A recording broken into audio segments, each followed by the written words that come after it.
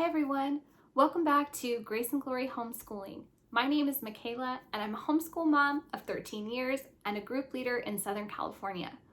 Today I'm going to be sharing some homeschool hacks and tips to give new homeschool moms some ideas on how to get started on the right foot. So let's just dive right in. First, homeschool tip number 1. Decide, are you going to do school at home or are you going to live homeschool life? They're two different things. So many people, when they first get started, want to duplicate what's happening in the public schools. I know I did. When I first started schooling, we set up a little schoolroom in our tiny little house. Back then, we had 2 little school desks, we had a chalkboard on the wall, we had educational charts put everywhere, little school boxes for each child, and that didn't really last very long. I quickly realized it was stressful to try and live life around a bell schedule and to always have everyone sitting at their desks, and it just didn't really work for our family. And so instead of trying to make your family work for the public school system, how about you make school work for your family? So that could mean that you guys cuddle up on the couch and read books together some days. That could mean that you pile in the car and you go outside and you go and school at the park, or you go Chick-fil-A homeschooling. I guarantee you, your kids will think you are the coolest mom if you can take school to Chick-fil-A. My kids have always loved doing that. So just be willing to ebb and flow and go with the culture of your family, what works for you. Don't worry about trying to, duplicate what's happening in the school system. Tip number 2. Be willing to school on the go and have supplies ready to school on the go. So one thing that I like are these little zipper pouches. So we have obviously pencils and crayons and scissors and all that stuff at home, but we also use these zipper pouches for schooling on the go because they're so quick and easy. You can throw them into a binder and everyone can have one. And be sure to put a pencil sharpener in there because it never fails. You get out to parks and the pencils break. So we love having these zipper pouches. Another thing we use a lot are clipboards. So sometimes we just want to take math out on the back patio and get some fresh air. Or when we do actually, maybe we're driving to a field trip and the kids want to complete an assignment on the way to the field trip. These clipboards are great because it doesn't matter if it's a windy day or if you're moving around and you just want to do work, right in your lap. You can use these clipboards. Another thing we like are these primary journals. You can find them at Walmart, on Amazon, or school supply stores, but they're really neat because they have a spot to draw in the top and then write at the bottom. So maybe you're going outside and you're doing nature journaling, or maybe you're keeping a daily journal to do writing practice.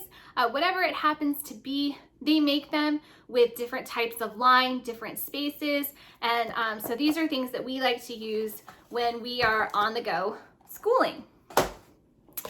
Now, my next tip number 3, when you are at home, try to think less is more. When you're buying supplies, when you're buying curriculum, think quality over quantity. If you have so much stuff and your school area is super cluttered, it is going to be really hard when you get it all out for the day to then put it back. I am speaking from experience. When I used to have a lot more stuff, I have downsized, minimalized, and simplified. But it would be stressful because I'd know somebody was coming over or my husband was coming home from work and I wanted to clear off and kind of have the house tidied up. And it was so much stuff. It took so long to put away. It was hard to hide it when somebody was coming over. And so if you have less, it's easier to keep it organized and it's not so overwhelming for you. So try and just think that you can always start small and add more as you need it. But if you have too much stuff, you might be thinking, oh my gosh, where do I have a spot for this? It's so hard. I bought too much stuff and I have no place to keep it. One thing that I do love to have in my home is an electric pencil sharpener. I know that seems super simple, but this is my upstairs one. I have a downstairs one too. We do use these, so we kind of splurge on buying nice pencil sharpeners. But other than that, we just keep to the basic supplies and try not to go overboard, especially when you have little ones, because you're still training them how to keep their supplies organized. And so until they are fully trained, that means you have to keep it all organized. So less stress on you, think less as more. Tip number 4, try to create a homeschool rhythm or a routine instead of a rigid schedule. Going back to what I said about doing school at home, it is hard to have a bell schedule in your home. So think about what comes natural to you. Kids thrive on a routine. So if you get up approximately at the same time every day, if you start school at approximately maybe this, little time window every day, but it doesn't have to be exactly on the dot.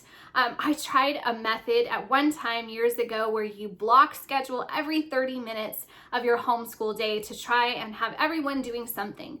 And that just did not work well for us at all. I felt so tense and so stressed trying to keep up with that. I felt like every night I had failed because I wasn't able to do that. And that's just not how life works. The Lord sends interruptions and we can plan our day, but the Lord has other things in store sometimes. And kids get sick and you just have to be able to be flexible. One of my dear friends has a saying. She says, "Blessed are the flexible, for they shall bend and not break." And that is something that we have adopted in our homeschool, to be flexible, to work on a rhythm, but not a rigid schedule. So tip number 5, don't be afraid to get a little crunchy and use essential oils. I am not going to promote any specific brand because I have friends that sell in 2 very popular camps. But we do use essential oils, especially things like diffusing a focus blend first thing in the morning if you want to help your kids focus. Sometimes if my son has a long reading assignment that he has to do and it's hard for him to really concentrate, he'll say, "Hey mom, can you put some oils on me to help me wake up or help me concentrate?" So there are so many different options for that. Just utilize the gifts of the earth that the Lord has given us to help our children focus and be able to concentrate in their schooling. Also, another tip, this would be tip number 6, whiteboards. I love whiteboards. Now, I know that I said we used to have a chalkboard and we do not anymore. If you don't have room in your house for a big whiteboard on the wall, you can get a lap size whiteboard. This one is cool. It is blank on one side, it is lined on the other, and we use this for copy work, spelling words, handwriting practice. These things are great. Sometimes I play games where I quiz the kids and they're each gonna write their answers and then flip their board and show it to me. We love using a whiteboard in our homeschool, and if you have lots of kids, Amazon sells classroom packs that already come with dry erase markers and erasers. So be sure to check those out. We utilize a whiteboard quite often. My last and final 7th tip is to be sure to invite God into your homeschool. Invite him to reign and rule over your plans. Surrender your fall plans to him and invite him to be a part of your school every single day, because I know I would not have made it the past 13 years homeschooling without Jesus. It is not the easiest road, but it is a road that is so worth it, and the Lord will bless your efforts if you dedicate your time to him.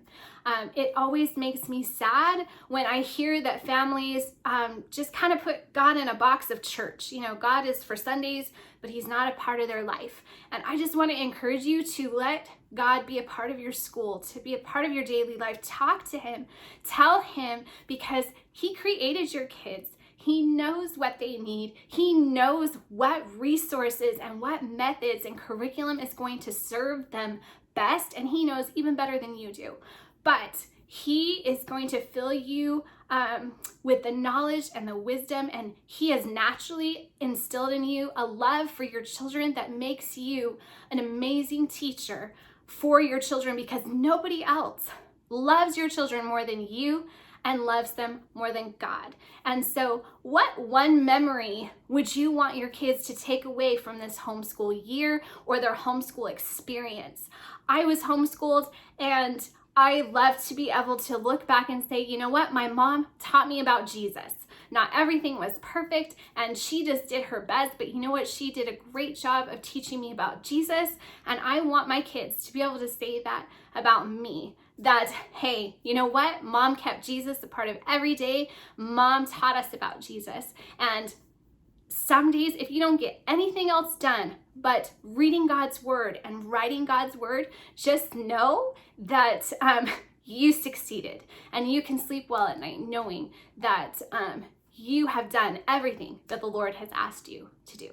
So I hope this video was encouraging to you. If you have any questions, feel free to comment down below, and be sure to hit that subscribe button.